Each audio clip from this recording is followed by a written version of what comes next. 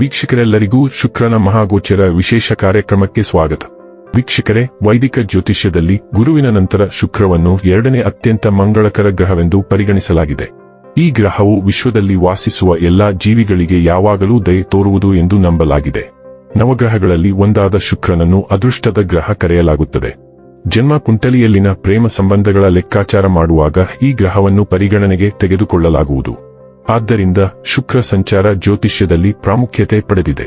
ಶುಕ್ರವು ಆನಂದ ಮತ್ತು ಸೌಂದರ್ಯದ ಆಕರ್ಷಣೀಯ ಗ್ರಹವಾಗಿದೆ.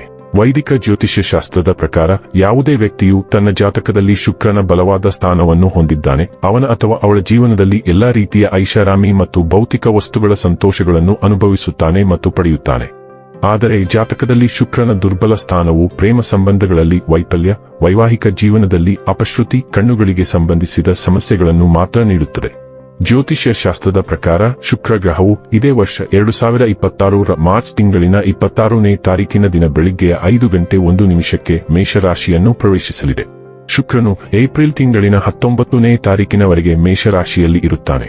ಜ್ಯೋತಿಷ್ಯ ಶಾಸ್ತ್ರದಲ್ಲಿ ಶುಕ್ರ ಗ್ರಹವು ಹಣ, ಐಶ್ವರ್ಯ, ವೈಭವ, ಸಮೃದ್ಧಿ, ಬೌದ್ಧಿಕ ಸುಖವನ್ನು ಕರುಣಿಸುವ ಗ್ರಹ ಎಂದು ಕರೆಯಲಾಗುತ್ತದೆ. ಯಾವಾಗ ಶುಕ್ರ ಗ್ರಹವು ತನ್ನ ಚಲನೆಯನ್ನು ಬದಲಾಯಿಸುವುದೋ ಇದರ ಪ್ರಭಾವವನ್ನು ಎಲ್ಲಾ 12 ರಾಶಿಗೆ ಸೇರಿದ ಜನರ ಮೇಲೆ ಒಂದಲ್ಲ ಒಂದು ರೀತಿ ನೋಡಬಹುದಾಗಿದೆ. ಶುಕ್ರ ಗ್ರಹವು ಪ್ರತಿ 23 ರಿಂದ 27 ದಿನಗಳಿಗೆ ಒಮ್ಮೆ ತನ್ನ ಸಂಚಾರವನ್ನು ಬದಲಾಯಿಸುವುದು. ಶುಕ್ರನ ಪ್ರತಿಯೊಂದು ಸಂಚಾರವು ಜೀವನದಲ್ಲಿ ಮಹತ್ವಪೂರ್ಣವಾದ ಬದಲಾವಣೆಯನ್ನು ತರುವುದು ಎಂದು ಹೇಳಲಾಗುತ್ತದೆ. ಹಾಗಾದರೆ ಬನ್ನಿ, ಇಲ್ಲಿ ಶುಕ್ರನ ಮೇಷರಾಶಿಯಲ್ಲಿ ಈ ಗೋಚರ ಇಲ್ಲಿ ಪ್ರತ್ಯೇಕವಾಗಿ ಮೇಷರಾಶಿಯ ಜಾತಕದ ಪಾಲಿಗೆ ಹೇಗೆ ಸಾಬೀತಾಗಲಿದೆ, ಯಾವೆಲ್ಲ ಫಲಗಳು ಇಲ್ಲಿ ನಿಮಗೆ ಲಭಿಸಲಿವೆ ಮತ್ತು ಯಾವ ವಿಷಯವಾಗಿ ಇಲ್ಲಿ ನೀವು ವಿಶೇಷ ಎಚ್ಚರಿಕೆ ಹೊಂದಿರಬೇಕು ಅನ್ನೋದನ್ನ ನೋಡೋಣ. ಎಂದಿನಂತೆ ನಮ್ಮ ವಿನಂತಿ ಎಂದರೆ, ನೀವಿನ್ನೂ ನಮ್ಮ ಚಾನೆಲ್ ಅನ್ನು ಸಬ್ಸ್ಕ್ರೈಬ್ ಮಾಡಿಲ್ಲವೆಂದರೆ ದಯವಿಟ್ಟು ಈಗಲೇ ನಮ್ಮ ಚಾನೆಲ್ ಅನ್ನು ಸಬ್ಸ್ಕ್ರೈಬ್ ಮಾಡಿ. ಹಾಗೆ ನಿರಂತರ ವಿಡಿಯೋ ಅಪ್ಡೇಟ್ಸ್ಗಳಿಗಾಗಿ ತಪ್ಪದೇ ಪಕ್ಕದ ಬೆಲ್ ಐಕಾನ್ ಬಟನ್ ಕೂಡ ಕ್ಲಿಕ್ ಮಾಡಿ. ವೀಕ್ಷಕರೇ, ಮೇಷರಾಶಿಯವರಿಗೆ ಶುಕ್ರನ ಈ ಸಂಚಾರವು ಸಮಾಧಾನದ ಭಾವನೆಯನ್ನು ತರುತ್ತದೆ. ಈ ಅವಧಿಯಲ್ಲಿ ನಿಮ್ಮ ಆತ್ಮವಿಶ್ವಾಸ ಹೆಚ್ಚಾಗುವ ಸಾಧ್ಯತೆ ಇದೆ ಮತ್ತು ನಿಮ್ಮ ಸಾರ್ವಜನಿಕ ಇಮೇಜ್ ಸುಧಾರಿಸಬಹುದು. ಈ ಸಮಯವು ವೃತ್ತಿಪರ ಪ್ರಯತ್ನಗಳ ವಿಷಯದಲ್ಲಿಯೂ ಅನುಕೂಲಕರವಾಗಿರುತ್ತದೆ. ಪ್ರಸ್ತುತ ಉದ್ಯೋಗದಲ್ಲಿರುವವರಿಗೆ ಹೊಸ ಜವಾಬ್ದಾರಿಗಳನ್ನು ವಹಿಸಬಹುದು. ಕೆಲವರಿಗೆ ಬಡ್ತಿ ಅಥವಾ ಸಂಬಳ ಹೆಚ್ಚಳದ ಸೂಚನೆಗಳಿವೆ. ವ್ಯವಹಾರದಲ್ಲಿ ತೊಡಗಿರುವ ವ್ಯಕ್ತಿಗಳು ಸಹ ಪ್ರಯೋಜನಗಳನ್ನು ಪಡೆಯಲು ಎದುರು ನೋಡಬಹುದು. ಹೊಸ ಯೋಜನೆಗಳು ಅಥವಾ ಉದ್ಯಮಗಳನ್ನು ಪ್ರಾರಂಭಿಸುವ ಅವಕಾಶಗಳು ಉದ್ಭವಿಸಬಹುದು. ಮೇಷರಾಶಿಯವರಿಗೆ ಶುಕ್ರನು ಮೊದಲ ಮನೆಯಲ್ಲಿ ಸಂಚಾರ ಮಾಡುತ್ತಾನೆ ಮತ್ತು ಅವನು 2ನೇ ಮತ್ತು 7ನೇ ಮನೆಯ ಅಧಿಪತಿಯಾಗಿದ್ದಾನೆ.